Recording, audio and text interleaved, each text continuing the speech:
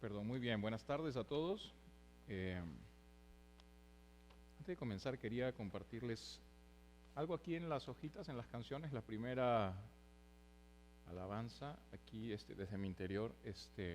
Mientras estamos cantando, no estaba pensando en algunas cosas eh, escritas aquí. No, la composición de esta canción dice: a veces te fallé, mas tú fuiste fiel. Dice: tu gracia me levantó. Dice: me basta tu amor. Muchas cosas encerradas en en ese primer párrafo, ¿verdad? Dice: a veces te fallé. ¿Quién no se identifica, verdad, con esto, no? Dice: mas tú fuiste fiel. Dice: tu gracia me levantó. Y yo creo que en gracia y por gracia estamos aquí esta tarde también. Dice: me basta tu amor. Todo lo que necesitamos es el amor de Cristo. Y mira, aquí en el segundo párrafo dice: Dios eterno, dice: tu luz por siempre brillará y tu gloria incomparable sin final.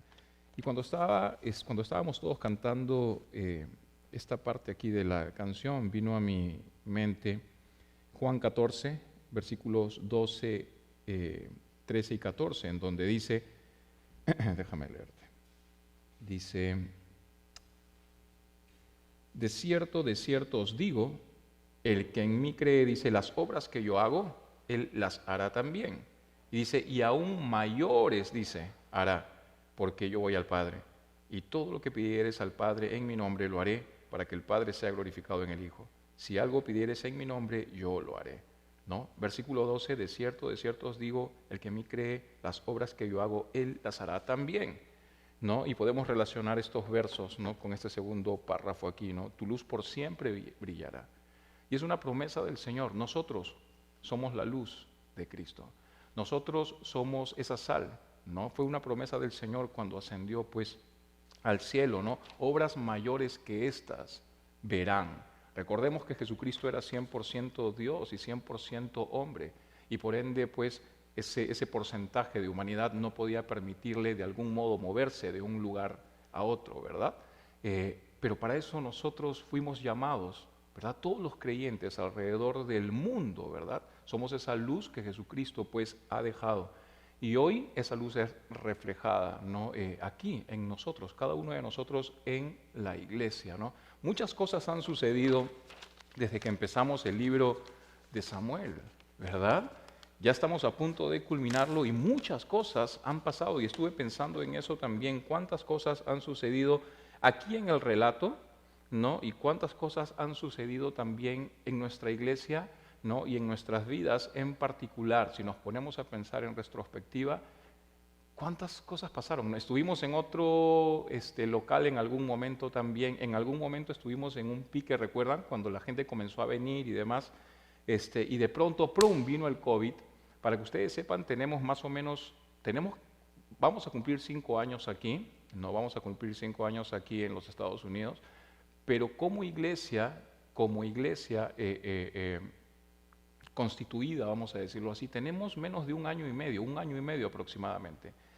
Como plantación, porque hay que ver las cosas así. Esta es una plantación, y como plantación tenemos un año y medio y un año entero de pandemia. ¿Me dejo entender? Entonces es un reto enorme, y definitivamente por la gracia de Dios estamos aquí, y nosotros una vez más somos esa luz que resplandece en este mundo, una luz que no se puede apagar. Es por esa razón y por ese motivo que seguimos teniendo reuniones aquí en la iglesia, porque no podemos permitir que esa luz, pues, se apague, no podemos permitir que esa luz, pues, mengue de ninguna manera. Así que quiero agradecer a todos ustedes, ¿no? Gracias a ustedes, gracias por la fidelidad que le tienen al Señor para buscarle y aprender de Él. Y esa es otra cosa que quería comentarles también. En lo personal, para mí ha sido un tiempo, unos meses muy bendecidos y muy ricos en el sentido de la búsqueda constante a Dios. El Señor me ha estado mostrando muchísimas cosas, incluso hebreo estoy aprendiendo, que me ha permitido de algún modo profundizar las Escrituras y encontrar mucho más allá de la esencia de nuestro Dios. Entonces quiero animarte a eso también, a que le pidas a Dios ese conocimiento. Porque de repente en este momento estás estancado en tu conocimiento. De repente de algún modo, por diferentes situaciones, estás en ese modo de conformismo en el conocimiento de Dios. Y te digo una cosa, cuando tú decides tu corazón a conocerle más a Dios, Dios te muestra unas cosas. Les digo, o sea, de todo corazón, unas tantas cosas preciosas que Dios me ha estado revelando en el transcurso de estas semanas, que mi esposa es testigo, que me he ido y le he dicho, oye, ¿puedes creer esto? Y he ido así emocionado a decirle, mira, o sea, lo grande que es Dios. Es una cosa maravillosa realmente.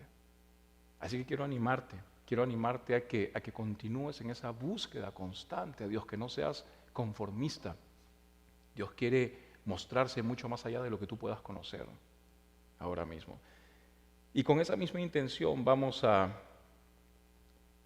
capítulo 25 de Primera de Samuel. Vamos a orar. Señor, te damos gracias, Dios mío, porque nos tienes aquí. Señor, en tu iglesia, Dios mío, gracias porque nos das fortaleza, gracias porque nos das ese corazón para perseverar, Señor. Gracias, Dios mío, porque nos permite, Señor, aún a pesar de todo, Señor, continuar en ese caminar, Dios. Te pedimos por aquellos que no están aquí. Te pedimos, Señor, por Mauricio y su familia, Señor, que quedaron atrapados, Señor, en el tráfico también. Dios mío, te pedimos por aquellos, Señor, que de alguna manera también han perdido, Señor, ese querer buscarte, Dios, que han quedado en el camino. Y por aquellos que quedaron en el camino, Señor, también dando la espalda, Señor, a esa fe, a ti, Cristo Jesús. Por ellos te pedimos, Dios, y por nosotros, Señor, porque no estamos, Señor, de ningún modo, Dios mío, lejos, Dios, de caer, porque no estamos de ningún modo, Señor, lejos, Señor, de menguar, Señor, de que nuestra fe, Señor, pueda ser, Señor, pateada, Señor, de algún modo, Dios. Queremos, Señor, seguir en ese crecimiento constante, Dios. Te pido que proteja nuestro corazón, Señor, nuestra mente, Dios, que proteja, Señor, nuestra esencia, Señor, y que nos des ese carácter, Señor, de lucha, de perseverancia, Dios mío, de querer buscarte, Señor, y tener tu palabra, Señor, como nuestro todo, Dios. Lo único que necesitamos en esta vida, Señor, eres tú, y lo demás, Señor, es simplemente añadidura, Señor. Te necesitamos a ti. Queremos ser fuertes en ti, Señor. Queremos estar parados en la roca. Te pedimos que nos hables. Si hemos venido, Señor, hasta aquí y hemos apartado nuestro tiempo, Dios mío, te quiero pedir que algo, Señor, si algo tienes que decirnos, Señor, nos lo digas, Dios. Y seamos confrontados, Dios mío. Seamos, Señor, personas con un entendimiento, Señor, abierto, Dios, para poder escucharte, Dios. Quita cualquier cosa que sea un tropiezo en este momento, Dios, que nos tenga desconcentrados, Dios mío. Hoy, Señor, eres tú y nosotros, tú y yo. En tu nombre, Cristo Jesús. Amén. Primera de Samuel 25:1. Primera de Samuel 25:1. Dice aquí, murió Samuel y se juntó todo Israel y lo lloraron, dice. Y lo sepultaron en casa en Ramá. Y se levantó David y se fue al desierto de Parán. Un gran hombre dedicado a Jehová. Es lo que hemos estado aprendiendo acerca de Samuel, ¿verdad? Un gran hombre dedicado a Jehová, un gran hombre que le sirvió desde su juventud incluso, ¿verdad? Ahora muere, es lo que estamos viendo aquí. Sin embargo, la obra de Dios en Israel no culminó después de la muerte de Samuel. Podríamos preguntarnos entonces, ¿por qué? Yo creo que la respuesta es simple. La obra de Dios siempre ha dependido de Dios. Siempre ha dependido únicamente de Él. Y este versículo nos muestra de manera clara la provisión de Dios. La provisión de Dios siempre dentro de su plan divino. No hay nada más indispensable, y eso es algo que incluso lo estuvimos conversando antes de comenzar el estudio, algunos de nosotros. Queremos de tu presencia, Señor, y creo yo que no hay nada más indispensable que su única presencia en la obra. Si la presencia de Dios está en su obra, hemos ganado, ¿verdad? El verso 1 dice, murió Samuel y se levantó David. Mira lo que estamos leyendo aquí. Lo que indica entonces que Dios siempre va a continuar, pues, sosteniendo su obra. Otro punto interesante es el hecho de ver cómo Israel lloró la muerte de Samuel. Y se me hace interesante porque siempre me dio, pues, la impresión de que Samuel no hubiese sido muy apreciado por Israel durante su vida. Eso lo podemos ver en 1 Samuel 8, versículos 1 al 7. Sin embargo, ahora que muere, estamos viendo que es honrado en su muerte.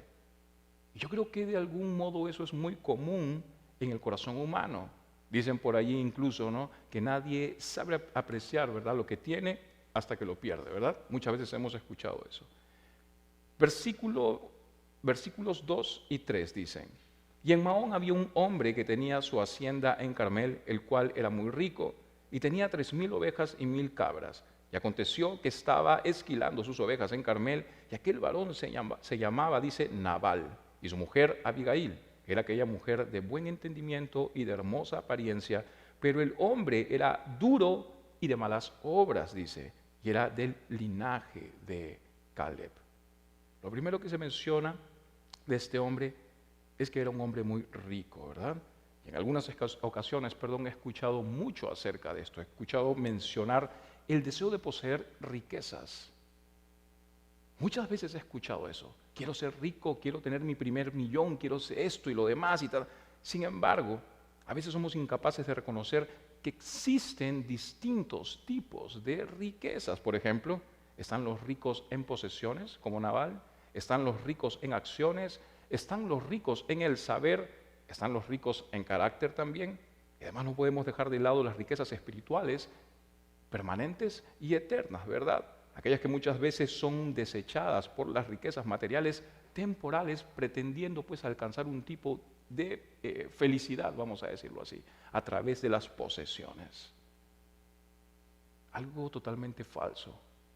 Algo totalmente incierto. Mateo 6, versículos 19 al 21 dice: no os hagáis tesoros en la tierra donde la polilla y el orín, dice, corrompe, y donde ladrones minan y hurtan. Mas haceos tesoros en el cielo donde ni polilla ni orín corrompe, y donde ladrones no minan, dice, ni hurtan. ¿Por qué? Porque donde estuviere vuestro tesoro, allí estará vuestro corazón. Dice la palabra de Dios. Donde esté vuestro tesoro, ahí estará tu corazón.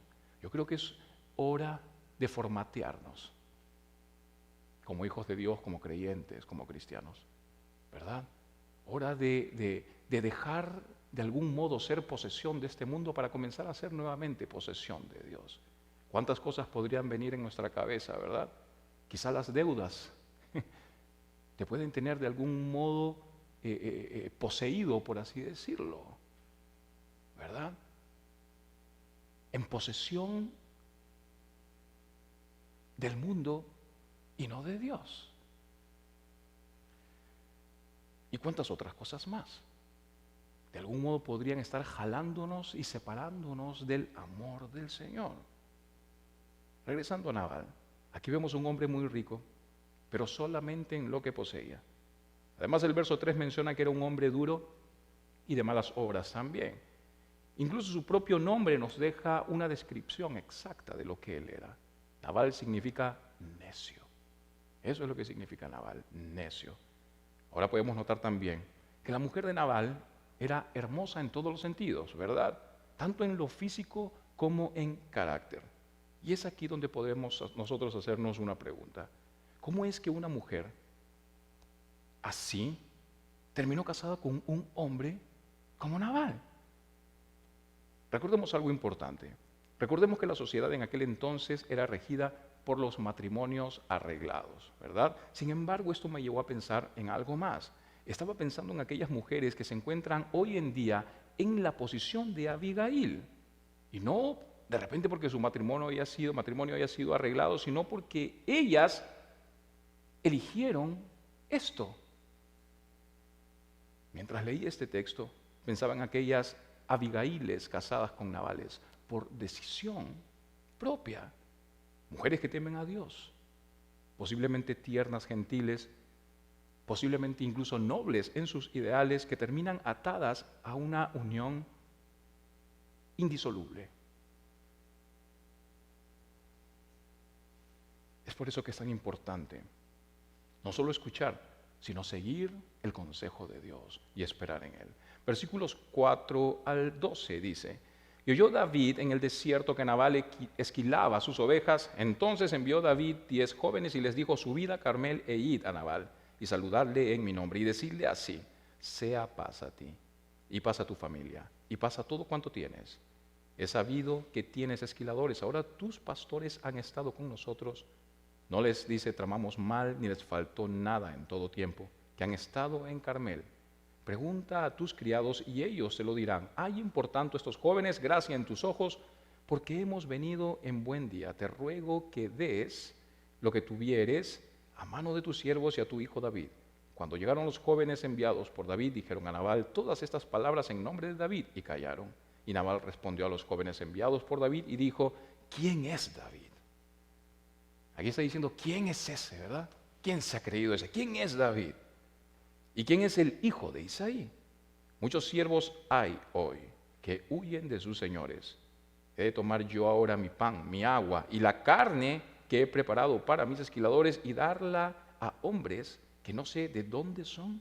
Y los jóvenes que había enviado David se volvieron por su camino y vinieron y dijeron a David todas estas palabras. No olvidemos que ellos habían de algún modo sido protegidos por el propio David en algún momento, y mire cómo les pagaron, cómo le pagaron.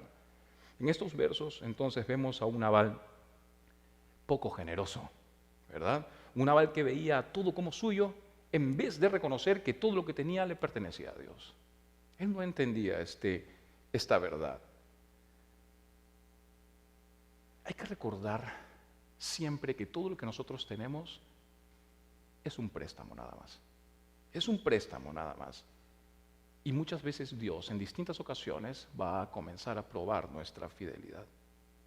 Versículos 14 al 30 dice, de Mateo 25, 14 al 30, vamos a leerlo, dice, porque el reino de los cielos es como un hombre que yéndose lejos, Mateo 25, 14 al 30, porque el reino de los cielos es como un hombre que yéndose lejos llamó a sus siervos y les entregó sus bienes. A uno dio 5 talentos, y a otros y a otro 1, 2 y a otro 1, y a cada uno conforme a su capacidad, y luego, dice, se fue lejos. Y el que había recibido 5 talentos fue y negoció con ellos. Escucha, el que había recibido 5 talentos fue y negoció con ellos y ganó otros 5 talentos. Asimismo, el que había recibido 2 ganó también otros 2. Pero el que había recibido 1 fue y cavó en la tierra y escondió el dinero de su señor. Después de mucho tiempo vino el señor de aquellos siervos y arregló cuentas con ellos, y llegando el que había recibido 5 talentos, trajo otros 5 talentos, diciendo, Señor, 5 talentos me entregaste, aquí tienes, he ganado otros 5 talentos sobre ellos. Y su señor le dijo, bien, buen siervo fiel, sobre poco has sido fiel, sobre mucho te pondré, entra en el gozo de tu señor. Y llegando también el que había recibido 2 talentos, dijo, Señor, 2 talentos me entregaste, aquí tienes, he ganado otros 2 talentos sobre ellos. Y su señor le dijo, bien, buen siervo fiel, sobre poco has sido fiel y sobre mucho te pondré, entra en el gozo de tu señor. Pero llegando también el que había recibido 1 talento, dijo, Señor, te conocía, que eres hombre duro, que ciegas donde no sembraste y recoges donde no esparciste, por lo cual tuve miedo y fui y escondí tu talento en la tierra, aquí tienes lo que es tuyo.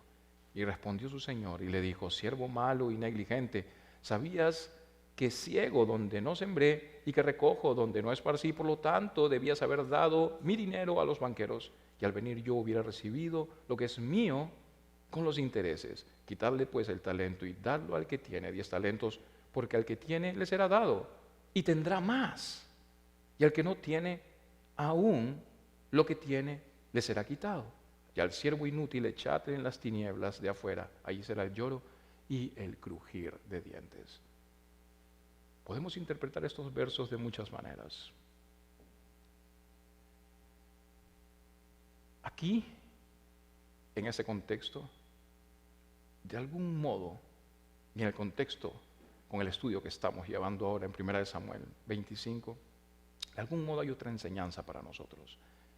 Algo que tenemos que tener en cuenta es que la generosidad verdadera y bíblica, no se manifiesta diciendo, esto es mío y lo voy a compartir contigo. Mira lo que tengo, esto es mío y lo voy a compartir contigo. Sino más bien diciendo, todo lo que tengo le pertenece a Jehová. Todo lo que tengo le pertenece a Dios. Así que tú también puedes tener algo de todo esto. Son 2 formas de pensar muy distintas. Algo que siempre he repetido aquí es que no podemos ser pozos estancados. Cuando nos acercamos a un pozo estancado, nos vamos a dar cuenta que ese estanque siempre va a oler mal, ¿verdad? Necesitamos nosotros ser manantiales que fluyen en bendición, de manera constante. Cuando el Señor nos bendice, nos da la oportunidad de bendecir también. Y es así como fluyen las cosas de Dios. Versículo 13 de capítulo 25 de 1 Samuel dice: entonces David dijo a sus hombres: cíñase cada uno su espada, y se ciñó cada uno su espada, y también David se ciñó su espada. Y subieron tras David como 400 hombres y dejaron 200 con el bagaje, dice aquí. Vemos aquí que David recibió la respuesta de Nabal exactamente de la forma en que Nabal quería que la recibiera. Muchas veces nosotros hemos cometido ese error también, ¿verdad? Muchas veces nuestras palabras están listas para ofender. Y sí que ofenden muchas veces. Pues esto es lo que Nabal estaba buscando. De algún modo ofender a David. De algún modo entregarle una gran ofensa. Sin embargo, algo que Nabal olvidó es que no estaba lidiando pues con un hombre débil. No estaba lidiando con un hombre bueno para nada. Recordemos que David era un gran soldado. Recordemos que David era un gran guerrero que no le mostró a Nabal la misma bondad y paciencia que en algún momento tuvo con Saúl. Incluso, justo en el capítulo anterior, vimos que David había perdonado la vida de Saúl, cuando éste incluso lo insultó e intentó matarlo, ¿verdad? La actitud de David con Saúl fue muy distinta a la actitud que estaba teniendo ahora con Nabal. Y es aquí donde podemos preguntarnos por qué David fue capaz de ser bondadoso y paciente con Saúl y no fue capaz de tener la misma actitud con alguien a quien percibía de algún modo como su igual o inferior, podríamos decirlo así. Pudieron ser muchas las razones. Sin embargo, no podemos dejar de lado el hecho de que David estaba batallando con su orgullo en ese momento. Él estaba batallando con su orgullo. Y aquí otra lección para nosotros. Yo creo que a veces nuestro carácter es medido no por cómo tratamos a nuestros superiores, sino por cómo tratamos a nuestros iguales o a aquellos que de alguna manera están, de algún modo, por así decirlo, por debajo nuestro. ¿Me dejó entender? Nuestra actitud hacia aquellos que no tienen nada que ofrecernos, de algún modo pues va a develar nuestro corazón. Versículos 14 al 17. Pero uno de los criados dio aviso a Abigail, mujer de Nabal, diciendo: he aquí David envió mensajeros del desierto que saludasen a nuestro amo, y él los ha zaherido. Y aquellos hombres han sido muy buenos con nosotros y nunca nos trataron mal, ni nos faltó nada en todo el tiempo que anduvimos con ellos. Cuando estábamos en el campo, dice, muro fueron para nosotros de día y de noche. Todos los días que hemos estado con ellos apacentando las ovejas. Ahora pues reflexiona y ve lo que ha de hacer, porque el mal está ya resuelto contra nuestro amo y contra toda su casa, pues él es un hombre tan perverso que no hay quien pueda hablarle. El libro de los Proverbios todavía no había sido escrito, pero aún así conocían ya ellos la verdad. Dice en Proverbios 7:12, mejor es encontrarse con una osa a la cual han robado sus cachorros que con un fatuo en su necedad, dice el libro de Proverbios. Y es por esa razón que el criado decidió ir a hablar ¿con quién? Con Abigail, ¿verdad? Versículos 18 al 20, entonces Abigail tomó luego, dice, 200 panes, 2 cueros de vino, 5 ovejas guisadas, 5 medidas de grano tostado, 100 racimos de uvas pasas, 200 panes de higos secos, y los cargó todo en asnos, y dijo a sus criados: id delante de mí, y yo os seguiré luego. Y nada declaró a su marido Nabal. Y montando un asno descendió por una parte secreta del monte, y aquí David y sus hombres venían frente a ella, y ella les salió al encuentro. Estamos viendo aquí que Abigail hizo lo que Nabal debió haber hecho, ¿verdad? Versículos 21 y 22. Y David había dicho: ciertamente en vano he guardado todo lo que éste tiene en el desierto, sin que nada le haya faltado de todo cuanto es suyo. Y él me ha vuelto mal por bien. Así haga Dios a los enemigos de David, y aún les añada que de aquí a mañana de todo lo que fuere suyo no he de dejar con vida ni un varón. Wow. David estaba en lo correcto, pero no estaba bien en su corazón. En otras palabras, tenía claros los hechos. Él tenía claros los hechos, pero no tenía claro su corazón. Otra lección para nosotros: es mejor siempre esperar nuestro accionar si estamos viviendo en enojo. ¿Okay? Versículos 23 en adelante. Y cuando Abigail vio a David, se bajó prontamente del asno y postrándose sobre su rostro delante de David, se inclinó a tierra y se echó a sus pies y dijo: Señor mío, sobre mí sea el pecado, mas te ruego que permitas que tu sierva hable a tus oídos y escucha las palabras de tu sierva. No haga caso ahora, mi señor, de ese hombre perverso, de Nabal, porque conforme a su nombre así es. Él se llama Nabal y la insensatez está con él. Mas yo, tu sierva, no vi a los jóvenes que tú enviaste. Ahora pues, Señor mío, vive Jehová y vive tu alma, que Jehová te ha impedido el venir a derramar sangre y vengarte por tu propia mano. Sean pues como Nabal tus enemigos y todos los que procuran mal contra mi Señor. Y ahora, este presente que tu sierva ha traído a mi Señor, sea dado a los hombres que siguen a mi Señor. Y yo te ruego que perdones a tu sierva esta ofensa, pues Jehová de cierto hará casa estable a mi Señor, por cuanto mi Señor pelea las batallas de Jehová, y mal no se ha hallado en ti en tus días. Aunque alguien se haya levantado para perseguirte y atentar contra tu vida, con toda la vida de mi Señor será ligada en el haz de los que viven delante de Jehová tu Dios, y él arrojará la vida de tus enemigos como de en medio de la palma de una onda. Y acontecerá que cuando Jehová haga con mi Señor conforme a todo el bien que ha hablado de ti, y te establezca por príncipe sobre Israel, entonces, Señor mío, no tendrás motivo de pena ni remordimientos por haber derramado sangre sin causa, o por haberte vengado por ti mismo. Guárdese pues mi Señor, y cuando Jehová haga bien a mi Señor, acuérdate de tu sierva. Wow, se lo mandó todo. Le dijo todo en un momento. En su enfurecido y agitado estado, algo inesperado hizo que David y toda su compañía se detuviera por completo en ese momento. Estamos viendo aquí un gran desfile de regalos y Abigail encabezando ese desfile. Esto tuvo que haber de algún modo causado una gran impresión en David. Dice que Abigail se bajó prontamente del asno y postrándose sobre su rostro delante de David, se inclinó, dice, en tierra. Lo que indica pues que Abigail hizo su apelación con la máxima humildad posible. Estamos viendo aquí que no llegó a David como alguien superior, como a menudo hacen las hermosas, ricas y privilegiadas, ¿verdad? No fue así con Abigail, porque ella era hermosa, rica y privilegiada. Sin embargo, se acercó a David con un corazón humilde. Ni siquiera lo hizo como una igual.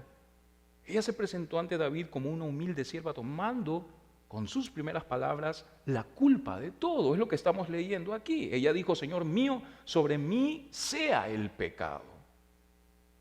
Es lo que estamos leyendo. Un gran corazón de intercesión. Puso sobre ella las cargas que no le eran suyas. Y esto me hace pensar en el carácter de nuestro Señor Jesucristo, poniendo sobre sí nuestras culpas.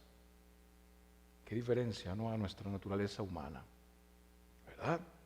Aquella naturaleza que busca esconder su culpa para arrojarla en los hombros de alguien más, ¿verdad? Aquella naturaleza que tiene por costumbre señalar y ver la paja en el ojo de los demás sin ver la gran viga que tiene en su propio ojo. Regresando a Abigail, su sumisión era tanta que pidió permiso para hablar en vez de tomar el mando de la conversación. Y ella dijo: mas te ruego que permitas que tu sierva hable a tus oídos. Además dijo: yo te ruego que perdones a tu sierva esta ofensa. Lo que demuestra que clara y directamente estaba ella pidiendo perdón. Además, Abigail le pidió a David que no hiciera algo de lo que se fuera luego él a arrepentir, ¿verdad? Sabiamente le estaba pidiendo a David considerar el resultado del mal rumbo que estaba a punto de tomar. Prácticamente le estaba pidiendo que dejara a Jehová encargarse del asunto en vez de tomar venganza con sus propias manos. Eso es lo que estamos leyendo. Quizá el discurso más potente de Abigail lo usó en el momento que dijo, aquí en versículo 29, y yo lo he traducido, he buscado en las escrituras de la NTV para tener un mejor entendimiento. Dice aquí: Aun cuando lo persigan aquellos que buscan su muerte, su vida estará a salvo al cuidado del Señor su Dios, segura en su bolsa de tesoros, pero la vida de sus enemigos desaparecerá con piedras lanzadas por una onda. Prácticamente estaba diciendo David, tú eres alguien que Jehová mantiene seguro, tú eres alguien que Jehová mantiene siempre cerca de él, y tus enemigos son como rocas que Jehová lanzará. Y esto debió de algún modo hacer que David recordara el tiempo, aquel tiempo en el que realmente él confió en Dios para la victoria. Aquel momento cuando tiró una piedra con una onda y mató a Goliat. Así que a través de sus sabias palabras, Abigail hizo que David enfocara una vez más su atención en Dios, en vez de poner su atención en la situación, en los problemas o en el propio Nabal, ¿verdad? Y esa es la otra lección para nosotros esta tarde. Debemos enfocar nuestra mirada siempre en Dios y no en las dificultades. David claramente estaba equivocado y Abigail quería guiarlo a lo correcto, pero no lo hizo siendo negativa o de pronto haciendo énfasis en lo equivocado y furioso que David estaba. No lo hizo así. En vez de eso, Abigail hizo énfasis en el glorioso llamado de David y su destino. Eso fue lo que estuvimos leyendo. Hizo énfasis en la integridad de su vida, en la integridad de su vida en general, y simplemente le pidió que considerara si el rumbo que estaba tomando era realmente consistente con esa integridad y destino que le esperaba.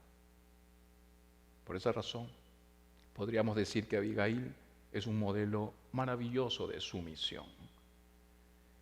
Y es un ejemplo porque muchas veces vemos esposas cristianas que tienen una idea errada de sumisión. Por ejemplo, está la sumisión silenciosa. Están aquellas que dicen, sé que mi esposo está mal, pero no le voy a decir nada. Ya Dios cambiará su corazón. ¿Me dejo entender? Esa es una definición incorrecta de sumisión. Y ellas deberían de tomar a Abigail como ejemplo. Y está el otro grupo de personas, aquellas esposas que tienen la idea de sumisión hablando ásperamente. Ellas dicen, sé que mi esposo está mal y Dios me ha puesto para que se lo haga saber. Error. Eso está mal también. Y deberían de tomar a Abigail como ejemplo. Abigail da el ejemplo correcto de lo que a sumisión se refiere en este contexto. Aquella sumisión que no se mantiene en silencio, sino que más bien se expresa con temor, con humildad, con autoridad, pero sobre todo con amor y sabiduría. Y la sumisión de David a Jehová fue igual de excepcional. No solo renunció a la pelea, sino que también renunció a su propio orgullo, poniéndose en sumisión ante Dios. Versículos 32 al 35. Y dijo David a Abigail, bendito sea Jehová, Dios de Israel, que te envió para que hoy me encontrases. Y bendito sea tu razonamiento y bendita tú que me has estorbado hoy de ir a derramar sangre y a vengarme por mi propia mano. Porque vive Jehová, Dios de Israel, que me ha defendido de hacerte mal, que si no te hubieras dado prisa en venir a mi encuentro, de aquí a mañana no le hubiera quedado con vida a Nabal ni un varón. Wow. Mira cuán importante es nuestra reacción cuando somos llamados por el Señor. Y recibió David de su mano lo que le había traído y le dijo, sube en paz a tu casa y mira que he oído tu voz y te he tenido respeto. David iba en rumbo entonces, en un rumbo pecaminoso. Y Abigail, a través de su osada, rápida y sabia apelación, lo detuvo de pecar. Versículos 36 al 38. Y Abigail volvió a Nabal, y he aquí que él tenía banquete en su casa, como banquete de rey. Y el corazón de Nabal estaba alegre y estaba completamente ebrio, por lo cual ella no le declaró cosa alguna hasta el día siguiente. Pero por la mañana, cuando ya a Nabal se le habían pasado los efectos del vino, le refirió a su mujer estas cosas y desmayó su corazón en él y se quedó como una piedra. Y días después Jehová hirió a Nabal y murió. Wow, definitivamente Nabal le hacía honor a su nombre, ¿verdad? era necio, su vida estaba en peligro inminente. Su esposa lo sabía, todos sus siervos lo sabían, pero él no lo sabía. Él estaba bebiendo y emborrachándose mientras todo era un caos alrededor. Vemos aquí que comía y bebía como si todo estuviera bien y no tuviera ninguna preocupación con el mundo. Podríamos decir que Nabal es la imagen de un pecador, entonces, que continúa rechazando a Dios sin importarle el juicio venidero de Dios. Podemos caer en esta misma actitud nosotros también. Quizá no emborrachándonos, pero quizá cometiendo algunas otras faltas que de algún modo nos distraen de la realidad. Nuestro Señor Jesús viene. ¿Cómo estamos viviendo? ¿De qué manera estamos viviendo? Quizá ya te aburriste de escucharlo. No siempre escucho que Jesús viene. Si te sientes así, lee Mateo 24. Quizá llegues identificado ahí. Nabal entonces nunca estuvo fuera del alcance de Dios. Es lo que estamos leyendo aquí. Y cuando llegó el momento apropiado, Dios se encargó de él. Versículos 39 al 44.